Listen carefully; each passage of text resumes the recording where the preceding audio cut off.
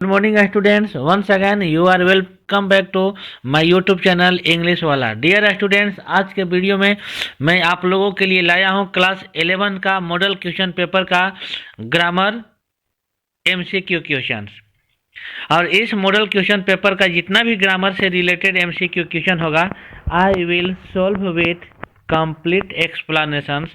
So dear students, keep watching this video till the end.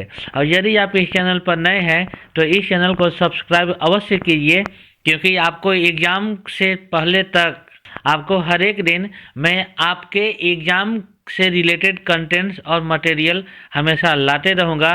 इसलिए आप मेरे channel को अवश्य सब्सक्राइब कीजिए।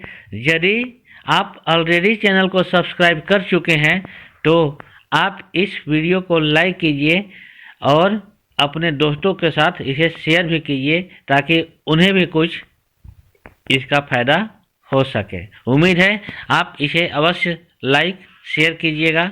यदि आप नए हैं तो इसे सब्सक्राइब भी कीजिएगा। क्वेश्चन नंबर जो ग्रामर का स्टार्ट हो रहा है 6 से स्टार्ट होता है, और 1 to 5 जो क्वेश्चन है वो पैराग्राफ का है। यदि आप लोग को लगता है कि नहीं पैराग्राफ का भी आंसर क्वेश्चन कराइए तो कमेंट बॉक्स के माध्यम से कमेंट कीजिएगा। I will give the complete solution of paragraph in the sense comprehension. लेकिन आप लोग को पता है कि एग्जाम में जो कॉम्प्रिहेंशन यहाँ पर दिया गया है वो कंफर्म आएगा, ये कंफर्म नहीं है। इसलिए I will not cover the paragraph, but most likely I will cover the grammar part as well as English literature part. In this part 1 video covering the only grammar part. Question number first, abbreviation are freely used.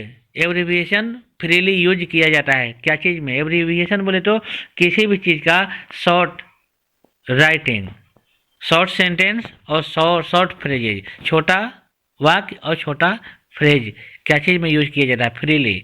Notice writing में, letter writing में, note making में, article writing में। Dear student, short abbreviation का हम लोग प्रयोग करते हैं नोट राइटिंग में, क्योंकि नोट राइटिंग में शॉर्ट फ्रेज, शॉर्ट सेंटेंस का बहुत ज़्यादा यूज किया जाता है। Next, the summary of a passage contents. Summary of a passage contents, किसी भी पैराग्राफ का समरी जो होता है वह कंटेंट करता है, उसमें क्या होना चाहिए? Main idea, glossary, word meaning, format. किसी भी पैसेज का समरी में मेन डाटा होना का बहुत क्राइंग नीड्स होता है, क्योंकि अनटिल और अनलेस मेन डाटा और without main data summary of passage will not be considered complete. Next one is, how would you address the recipient of an formal letter?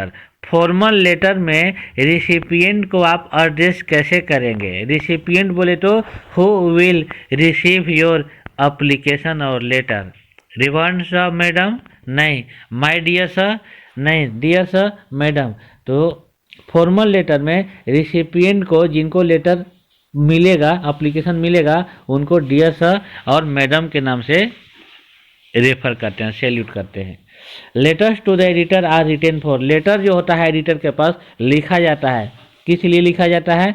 Newspaper के लिए, school के लिए, college के लिए, club के लिए तो नहीं, newspaper is the right answer, क्योंकि एडिटर के पास लेटर लिखा जाता है वो न्यूज़पेपर के लिए होता है। What should not be included in report writing? Report writing में क्या इंक्लूड नहीं किया जाना चाहिए? Personal comments, data collected, information by witness, none of above. Report writing में पर्सनल कमेंट मेंशन नहीं करना चाहिए, क्योंकि वह रिपोर्ट राइटिंग होता है, उसमें इंफॉर्मेशन बाय द विटनेस आप यूज कर सकते हैं, डेटा कलेक्ट कर सकते हैं, बट अपना पर्सनल कमेंट उसमें मेंशन नहीं कर सकते हैं। In report writing narration of the event is always done in report writing narration of the event is always done in. Report writing में जो नरेशन होता है इवेंट का वह हमेशा मतलब डन किया जाता है। डन करने का मतलब जो इवेंट है उसके बारे में वर्णन किया जाता है, कौन से फॉर्म में, कौन से फॉर्म में वर्णन किया जाता है? Present form, simple future form, indefinite past form, पर immediate past form, present continuous form. यहाँ पर प्रेजेंट फॉर्म का मतलब present tense, simple future form मतलब simple future tense, immediate past form का मतलब पास्ट इंडेफिनिट टेंस, लेकिन यहाँ पर नाम दिया गया है इमीडिएट पास्ट, तो ये पास्ट इंडेफिनिट से ही रिलेटेड है। अगर एग्जाम में ऑप्शन में पास्ट इंडेफिनिट टेंस आएगा या पास्ट इंडेफिनिट फॉर्म आएगा तो you take in past indefinite tense. यहाँ पे I am giving the take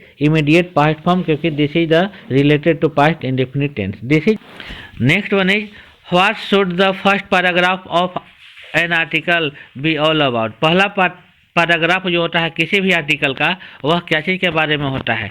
brief introduction of the topic, conclusion, consequence, statics. तो पहला पैराग्राफ जो होता है किसी भी आर्टिकल का उस आर्टिकल से रिलेटेड जो टॉपिक है उसके बारे में एकदम इंट्रोडक्शन होता है, वो भी ब्रीफ में। What can be written in conclusion in article writing. Article writing के कंक्लूजन में क्या लिखा जाना चाहिए, क्या लिखा जा सकता है? Suggestions, remedial measures, order, both A and B. Option number both A and B, क्योंकि कंक्लूजन में आप सजेस्ट भी कर सकते हैं, रिमेडियल मेजर्स भी दे सकते हैं। Next, choose the grammatically correct sentence for the given jumbled sentence island is the Sri Lanka in an Indian ocean. यह जो सेंटेंस दिया गया है सिंक्रोनाइज नहीं किया हुआ है, अरेंज नहीं किया हुआ है, तो आपको इस सेंटेंस में दिए गए डिफरेंट वर्ड को अरेंज करके सही मीनिंग निकालना है, उसका क्रम आपको सजाना है। ऑप्शन होगा an island is in Sri Lanka the Indian ocean. गलत है, Sri Lanka is an island in the Indian ocean, यही ऑप्शन सही है, क्योंकि Sri Lanka is an island, Sri Lanka एक आइलैंड है, द्वीप है, टापू है, in the Indian ocean, Indian ocean का। ऑप्शन नंबर सी भी नहीं होगा, डी भी नहीं होगा, जब एक सही हो गया तो बाकी तो गलत ही होगा।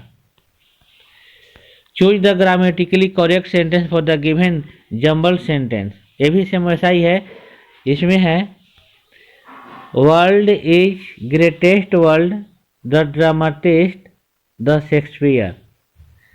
इसका बनेगा Shakespeare is the greatest dramatist in the world. मेरे ख्याल से आंसर यही सही होगा, Shakespeare is the greatest dramatist in the world. Shakespeare greatest dramatist हैं वर्ल्ड में, ड्रामाटिस्ट नहीं होगा। In the world is greatest गलत है, स्ट्रक्चर भी गलत है। द शेक्सपियर इज ग्रेटेस्ट ये भी गलत है, क्योंकि यहाँ पर द ग्रेटेस्ट के पहले द का प्रयोग होना मस्ट होता है, क्योंकि ग्रेटेस्ट इज सुपरलेटिव डिग्री, लेकिन यहाँ पर द का प्रयोग नहीं किया गया है, इसीलिए यह सेंटेंस क्या है, गलत है। Bread and butter dot dot dot our daily breakfast. Bread and butter, आप लोग को लग रहा होगा कि ब्रेड और बटर यहाँ पर है, इसका मतलब एंड से जुड़ा हुआ है, तो यहाँ पर हेल्पिंग वर्ब प्लुरल होगा, आर होगा, वेयर होगा, इज होगा, हैज होगा। लेकिन इसमें से मैं आपको बता देना चाहता हूँ कि ब्रेड और बटर जो है ना वह सिंगुलर नाउन के जैसा काम करता है, यह सिंगुलर नाउन ही है, क्योंकि ब्रेड और एंड बटर का मतलब होता है रोजी रोटी। तो रोजी रोटी एक साथ आता है, जैसे पल्स एंड राइस दोनों सिंगुलर होता है, इसी तरह से ये भी ब्रेड एंड बटर सिंगुलर है, इसलिए हम लोग ऑप्शन नंबर सी के साथ जाएंगे। Next, I fail when I dot dot dot the road. मैं गिरा जब I dot dot dot the road. Cross नहीं, गलत है, क्रॉस नहीं होगा। क्रॉस्ड, मैं रोड क्रॉस किया, नहीं, रोड क्रॉस किया तो गिरा कैसे। इज क्रॉसिंग, रोड क्रॉस कर रहा हूँ तो गिरा कैसे, नहीं। आई वॉज क्रॉसिंग, जब मैं रोड क्रॉस कर रहा था तो आई फेल, उसी समय मैं गिरा। This is the right option D. Next 18, U dot dot dot live now if you wish. तुम जा सकते हो, तुम छोड़ सकते हो, यदि तुम छोड़ सकते हो अब यदि तुम चाहते हो या तब यदि तुम्हारा इच्छा है। यू मे का प्रयोग विश और डिजायर का प्रयोग करने के लिए किया जाता है। Next dot dot dot you swim can may might shall. यहाँ पर कैन का प्रयोग किया जाएगा, क्योंकि कैन का प्रयोग एबिलिटी को भी बताने के लिए किया जाता है, ऑर्डर को भी बताने के लिए किया जा सकता है। तो यहाँ पर कैन यू स्विम, यहाँ पर चैलेंज दिया जा रहा है, क्या तुम तैर सकते हो? तो option number A is the right answer. The beagle, dear students, ये लिटरेचर का है, इंग्लिश लिटरेचर का। सो मॉडल क्वेश्चन पेपर का जो ऑब्जेक्टिव क्वेश्चन होगा इंग्लिश लिटरेचर का, मैं अपने वीडियो के अगले पार्ट में उसको अपलोड करूंगा। उम्मीद है कल शाम में वह वीडियो आपको मिल जाएगा।